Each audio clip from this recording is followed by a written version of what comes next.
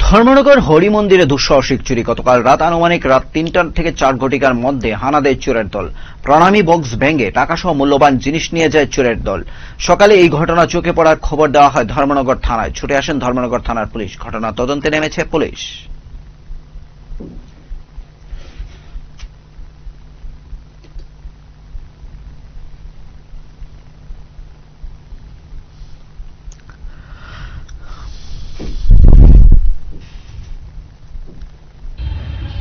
ঘটনাটা তো আমরা বাসাত ফোন করিয়া কইছে মন্দির চুরি হয়েছে।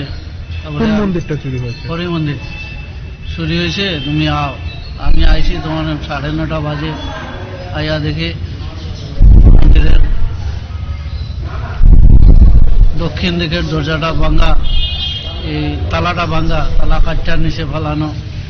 তারপরে ঠাকুর করে চূড়া নাই, রাধা কৃষ্ণের 2টা চূড়া নাই, কৃষ্ণের হাতের সোনার বাঁশি নাই। এরপরে আরো অন্যদিকে দেখি দক্ষিণ দিকের গেটের তালাটাও কাটিয়া ফেলা, নিচে দোতলা সিঁড়িকুটার দরজাটা খোলা, এটাও তালাটা কাটিয়া পাইতে ফেলাইছে। প্রণামী বাস্কটা দক্ষিণ দিকে নিয়ে ড্রেনও ফেলাইছে, ভাঙ্গিয়া সব নিয়ে গেছে। কটা নাগাদ আনুমানিক চুরিটা হয়েছে বলে ধারণা?